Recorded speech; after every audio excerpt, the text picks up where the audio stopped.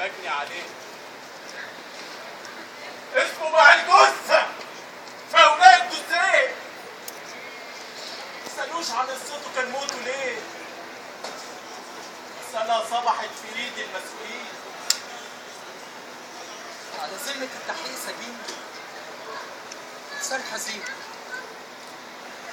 بقلبه إحساس الغريب ملوش شعور، دماغه أكتر من الحريق، لابس قميص مربعات وبنطلون وفي رجله صندل من زمان مالهش لون. يبص على آخر الطريق يلاقيه ما بين رجليه تمام، ثابت عليه الاتهام وحياته بين الناس حرام. حرام عليه يركب ترام، حرام حرام عليه الأتوبيس، حرام علينا الصيفة والفوانيس، المدرسة والسينات. مكتوب عليه يعيش ما بين المحابيس في اللومانات. ما تسألوش ده يبقى مين؟ شفتوه بتشوفوه كتير في الجرانين، بلاش سؤال. على كل حال السنة صبحت في ايد المسؤولين.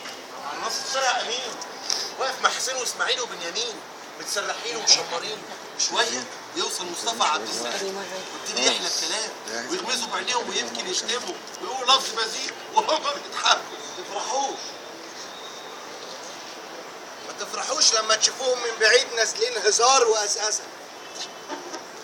ما تقولوش يا ريت زمان التلمذه يعود علينا من جديد.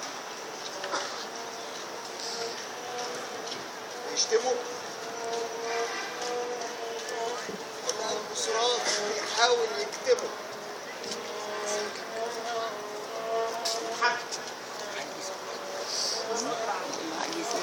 ده قوات ارضكم فكروا ازاي يحوش العشاق والناس بيستفيد وضحيت عنهم 4 سكاكين من قبل ما الميت يموت ومن قبل ما الايام تفوت والمساله تصبح في ايد المسؤولين.